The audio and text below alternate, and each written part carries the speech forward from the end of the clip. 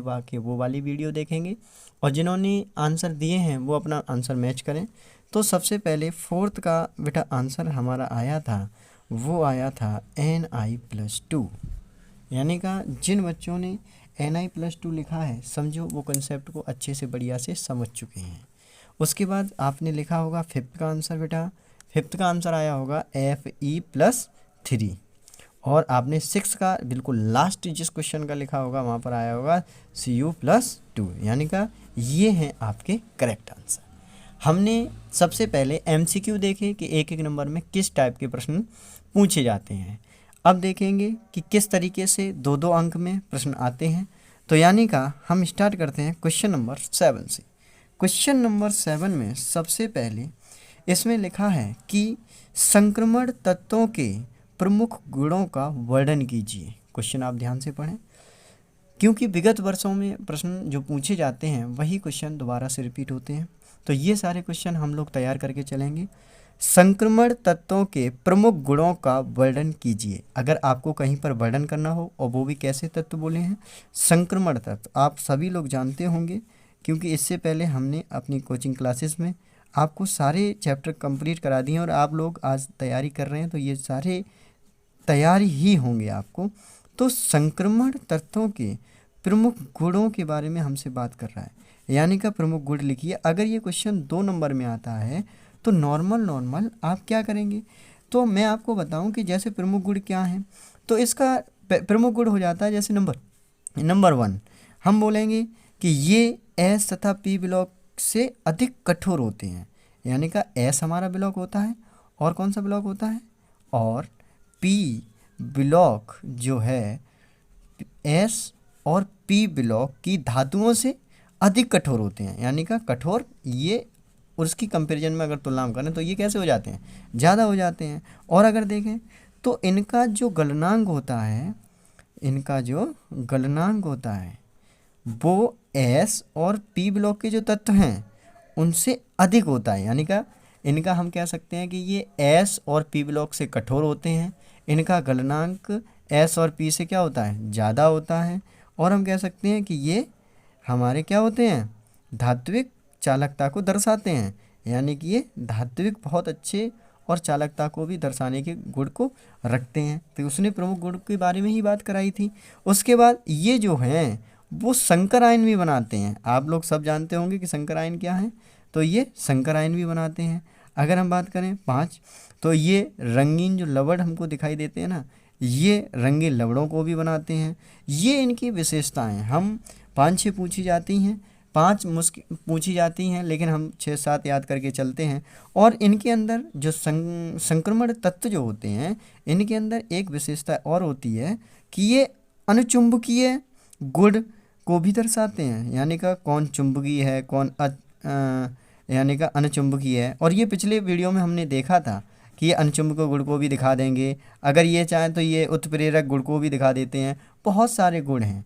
तो यानी का महत्वपूर्ण ये हैं, हमें इतनी बात पता होनी चाहिए कि अगर कभी भी क्वेश्चन में पूछा जाए कि संक्रमण तत्वों के प्रमुख गुणों का वर्णन कीजिए, तो नॉर्मल हम लिखेंगे क्या, नॉर्मल याद करने के लिए एस और पी ब्लॉक से कठोर होते हैं धात्विक में, है ना, इनके गलनांक एस तथा पी ब्लॉक की धातुओं से अधिक होते हैं, ये धात्विक चालकता को भी दर्शाते हैं, ये संकरण आयन भी बनाते हैं, ये रंगीन लवण बनाते हैं, ये अनुचुंबकीय गुण तथा उत्प्रेरक गुण को भी दर्शाते हैं। हम नॉर्मल ये लिख सकते हैं।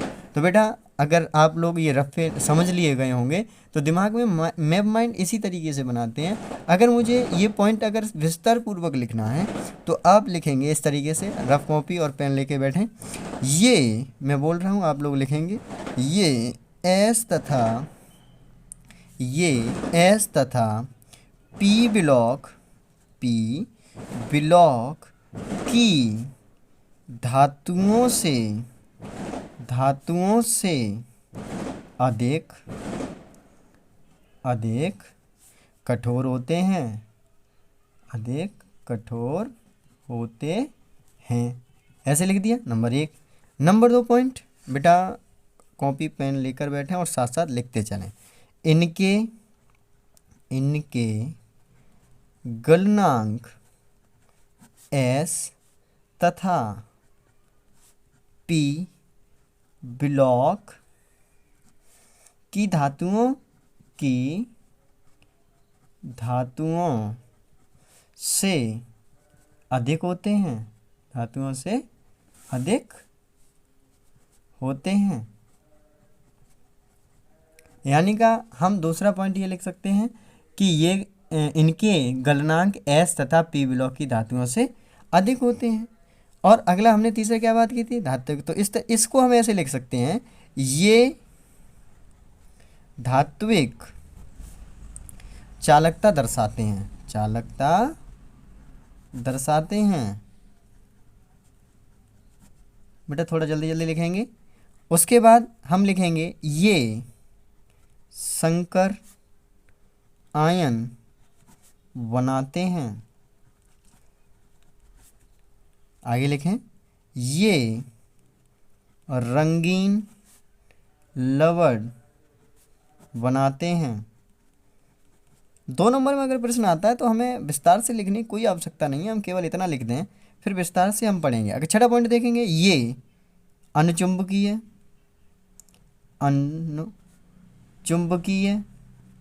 गुण तथा उत्प्रेरक गुण दर्शाते हैं।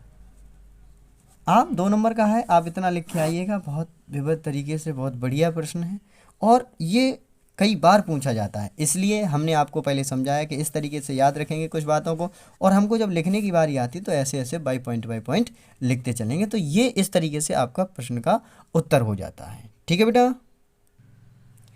नाउ अब अगला क्वेश्चन देखेंगे बेटा, क्वेश्चन नंबर 8। ये भी बहुत इंपॉर्टेंट है, पेन कॉपी लेकर बैठें और लिखते चलें। अगला क्वेश्चन है, संक्रमण तत्व धात्विक लक्षण क्यों प्रदर्शित करते हैं।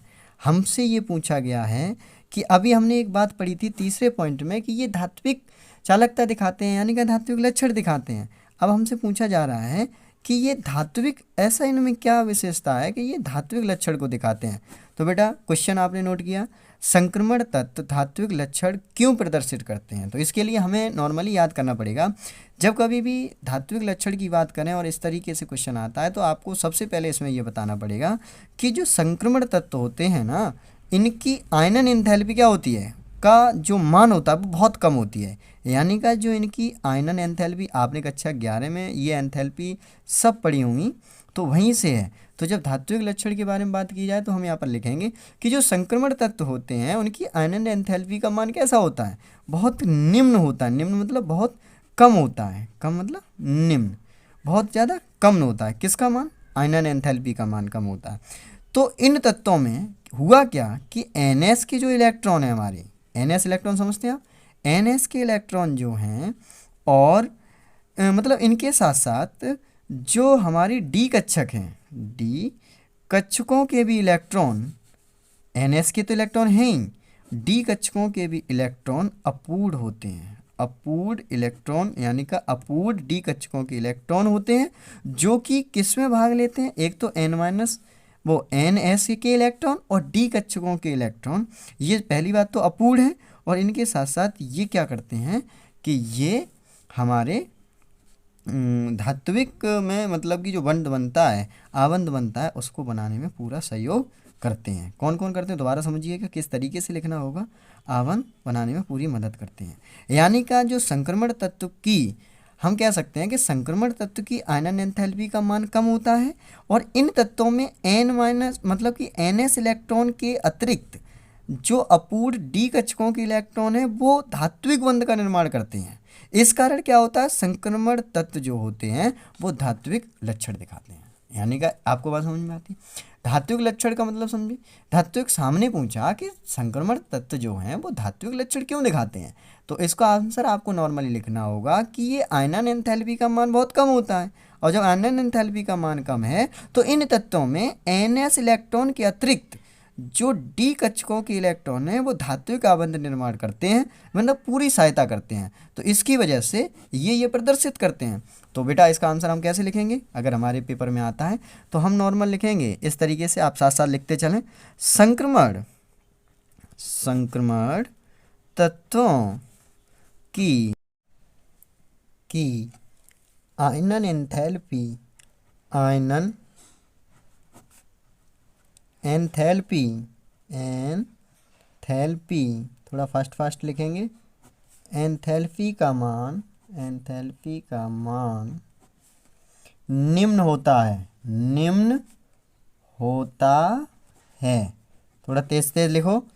इन तत्वों में, इन तत्वों में NS इलेक्ट्रॉन, NS इलेक्ट्रॉनों के अतिरिक्त, के अतिरिक्त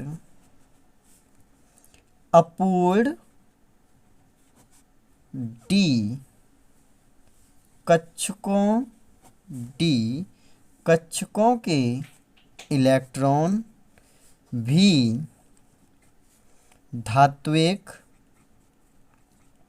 धात्विक आबंध, धात्विक आबंध निर्माण में, निर्माण में सहायता करते हैं, करते हैं। इस कारण, इस कारण संक्रमण तत्व, संक्रमण तत्व, तत्व धात्विक, धात्विक लक्षण दर्शाते हैं, दर्शाते हैं। बेटा ध्यान रखेंगे, हमने समझा था इस तरीके से, लेकिन जब क्वेश्चन का आंसर लिखना होता है तो वो इस तरीके से लिखते हैं। ठीक है, अब अगला क्वेश्चन देखेंगे। क्वेश्चन नंबर 9, संक्रमण तत्व उच्च गलनांक दर्शाते हैं क्यों? बेटा ये भी बहुत महत्वपूर्ण प्रश्न है। क्या क्वेश्चन हमारा क्या है कि जो संक्रमण तत्व है ना वो उच्च गलनांक दर्शाते हैं, तो हमको ये बताना पड़ेगा कि उच्च गलनांक क्यों दर्शाते हैं। तो इसमें मैं बताऊं होता क्या है, जो हमारे जो संक्रमण तत्व होते हैं ना, इसका उच्चतम जो गलनांक है उसका कारण केवल ये है कि इसके अंदर जो होता है अंतरापरमाण्विक, अंतरापरमाण्विक धात्विक बंधन, यानी का जो इसके अंदर, ये आपको शब्द याद रखना पड़ेगा और आप इस चीज़ को समझें कि अगर पूछा जाए कि संक्रमण तत्व जो हैं उनके सामान्य गुण क्या हैं तो आप इस तरीके से लिखेंगे। अगर पूछा जाए कि जो इसके धात्विक लक्षण को क्यों दिखाता है तो आप ये पूरा प्रश्न लिखेंगे, मतलब इसका उत्तर लिखेंगे। और अगर आपसे पूछा जाए कि ये जो हैं संक्रमण तत्व उच्च गलनांक दिखाते हैं या दर्शाते हैं तो क्यों दर्शाते हैं वो आपको लिखना पड़ेगा कि संक्रमण तत्व में जो हमारा है उच्च गलनांक का केवल एक ही कारण है, मतलब और भी कारण है लेकिन पहले ये कारण समझें। इसका कारण ये है कि अंतरापरमाण्विक धात्विक बंध में NS इलेक्ट्रॉन जो होते हैं हमारे, NS इलेक्ट्रॉन समझ रहे हो ना, NS इलेक्ट्रॉन के साथ साथ इसमें N-1D के इलेक्ट्रॉन भी पूरी की पूरी भागीदारी करते हैं। होता ये, अब सोचो ये इलेक्ट्रॉन थे NS के इलेक्ट्रॉन तब तक तो ठीक था, लेकिन इसमें जब बंध बन रहा है तो उसमें N-1D के भी इलेक्ट्रॉन आ गए। तो हमें कैसे लिखेंगे इसका उत्तर?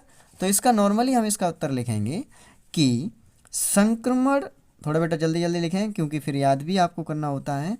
संक्रमण तत्वों में, तत्वों में उच्च गलनांक, उच्च गलनांक का कारण, का कारण अंतरापरमाण्विक, अंतरापरमाण्विक धात्विक बंधन में NS इलेक्ट्रॉन, कौन से इलेक्ट्रॉन? NS इलेक्ट्रॉन के अतिरिक्त,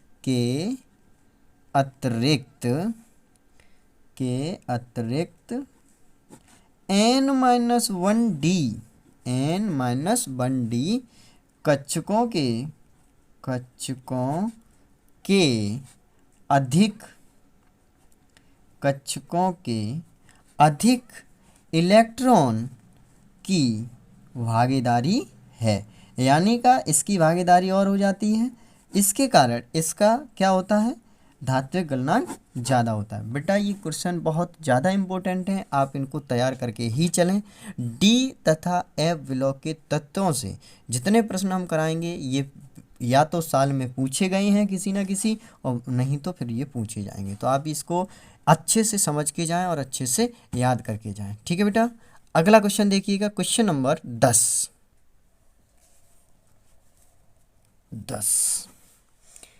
ये भी बहुत ज़्यादा महत्वपूर्ण प्रश्न है। संक्रमण तत्वों में परमाणु त्रिज्या किस प्रकार परिवर्तित होती है। बेटा ये तो आप इस पे स्टार लगा ही लो, बहुत ज़्यादा महत्वपूर्ण है कि परमाणु त्रिज्या जो है वो किस तरीके से परिवर्तन होता है, और ये आप समझिएगा हद से ज़्यादा इम्पोर्टेंट है। क्या क्वेश्चन आ गया, क्वेश्चन नंबर 10 आया, संक्रमण तत्वों में परमाणु त्रिज्या किस प्रकार परिवर्तित होती है। तो आप ऐसे समझ के चलिए कि इसमें बाएं और दाएं तो आप लोग जानते ही होंगे कि इसमें बाएं से किधर की तरफ चलें, दाएं की तरफ चलें। पहली बात समझ लीजिएगा, फिर हम लिखा देंगे। पहले आप समझें कि जब हम बाएं से दाएं की तरफ चलते हैं तो इधर क्या हुआ कि हमें नाभिकीय, पहले आप समझते चलेंगे, नाभिकीय आवेश दुर्बल प्रभाव के कारण क्रमशः ये होता क्या है, क्रमशः ये बढ़ता है। जरा समझना, जब आपने दाएं से बाएं की ओर जाएंगे तो परमाणु त्रिज्या जो है वो बढ़ेगी, लेकिन कैसे बढ़ेगी, क्या होगा, इसकी पूरी चीज़ समझनी पड़ेगी। पूरा प्रश्न समझ के ही जाना, पूरा उत्तर को बड़े ध्यान से समझना। जब बाएं से दाएं की तरफ गए तो नाभिक आवेश प्रबल प्रभाव के कारण क्या हुआ, क्रमशः वो बढ़ा, लेकिन इस तरीके से नहीं बढ़ा। शुरुआत में हुआ क्या, पहले वो सबसे पहले घटा और घटने के साथ साथ फिर स्थिर हुआ और उसके बाद बढ़ा। अच्छा, क्यों स्थिर हुआ, क्या हुआ, पहले ये समझिए। नॉर्मली पहले हमें ये बात समझ में आई, नाभिकीय आवेश दुर्बल प्रभाव के कारण क्या हुआ, क्रमशः बढ़ता है। अच्छा, उधर से लास्ट में पहुंचे तो हमको पता है बढ़ता है, लेकिन हम आपसे ये कह रहे हैं कि क्यों, तो बढ़ा मतलब कि घटा, स्थिर हुआ, फिर बढ़ा, और इसके साथ साथ आगे। और जब हम होता ये है कि जब ऊपर से नीचे की तरफ जाते हैं, ऊपर से नीचे की तरफ चलें, ये तो बाएं से दाएं की तरफ गए, जब ऊपर से नीचे की तरफ जाते हैं तो क्रमशः ये भी बढ़ती है, लेकिन इसका बढ़ने का एक अलग पैटर्न है।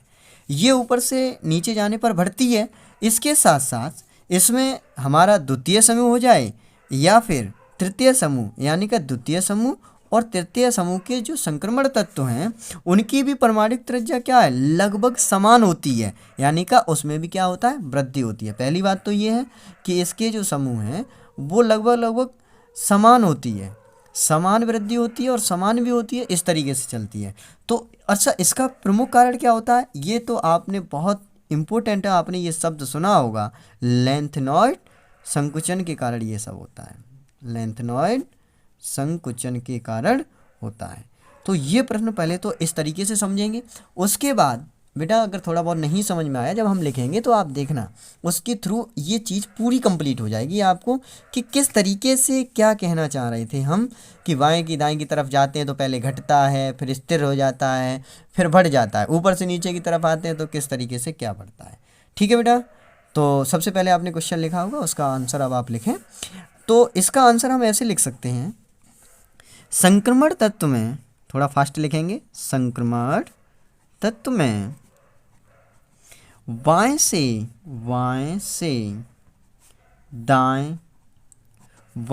दाएं जाने पर नाभिकीय आवेश नाभिकीय आवेश दुर्बल प्रभाव के कारण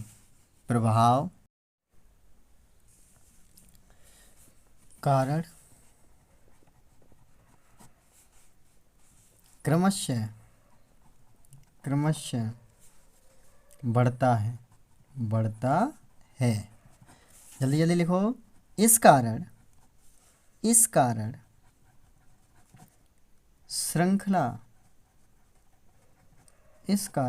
श्रृंखला में पहले आकार घटता है तथा फिर स्थिर हो जाता है।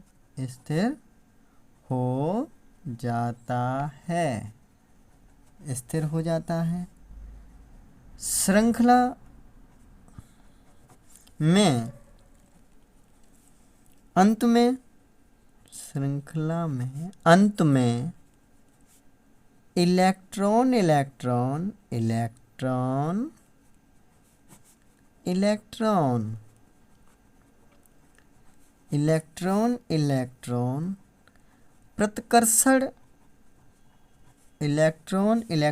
प्रतिकर्षण के कारण आकार थोड़ा बढ़ जाता है। ठीक है, यहाँ तक बात क्लियर है। यानी कि ये दाएं से बाएं तरफ की बात क्लियर हुई। अब आगे लिखेंगे। समूह में ऊपर से नीचे जाने पर परमाण्विक त्रिज्याएं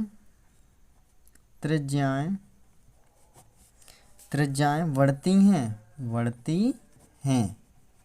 अच्छा, बढ़ती हैं तथा द्वितीय व तृतीय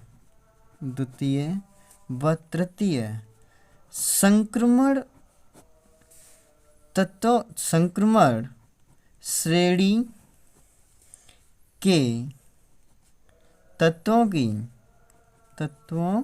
की परमाणुीय त्रिज्याएं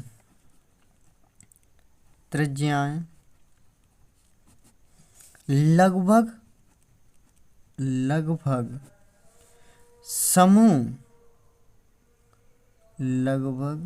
समूह में साथ के साथ लिखते चलें।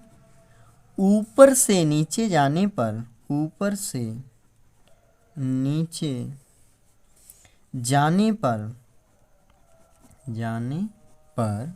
परमाणु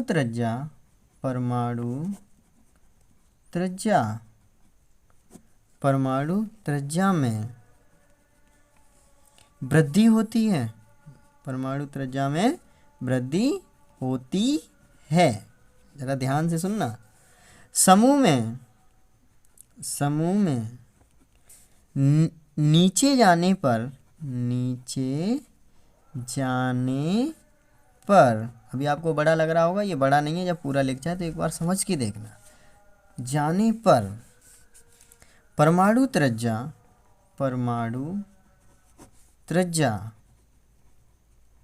में वृद्धि होती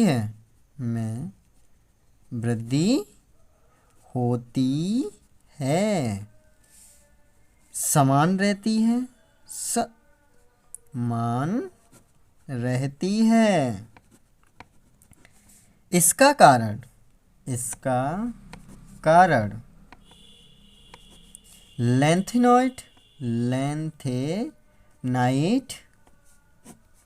लेंथेनाइट संकुचन है। संकुचन है। देखिए बेटा, ये पूरा इसलिए और लिखाया, अगर आपकी कहीं भी थ्योरी में कोई भी चीज़ रह रही हो तो वो यहाँ पर जाके कंप्लीट हो जाती है। यानी कि अगर आपसे कभी भी प्रश्न पूछा जाए कि संक्रमण तत्व में परमाणु त्रिज्या किस प्रकार से परिवर्तित होती है, तो आपको केवल ये पूरा लिखना होता है। अगर आपकी कहीं थ्योरी में कोई कमी रह गई होगी तो वो इस क्वेश्चन के माध्यम से आपकी वो भी कंप्लीट हो गई। ठीक है बेटा, अब अगला क्वेश्चन करेंगे, क्वेश्चन नंबर 11। ये भी प्रश्न 1 नंबर में पूछा जाता है लेकिन इंपॉर्टेंट है, इसलिए हम यहाँ पर बोल रहे हैं। प्रश्न है बेटा, संक्रमण तत्व में अधिकतम ऑक्सीकरण अवस्था कौन सी है? यानी का संक्रमण तत्व में पूछा गया इस बार कि अधिकतम ऑक्सीकरण अवस्था कौन सी है? ऑक्सीकरण अवस्था कौन सी है? तो बेटा आप सभी लोग जानते होंगे, क्योंकि जब विगत वर्ष में पूछे गए प्रश्न कर रहे हैं तो थ्योरी कंप्लीट होगी।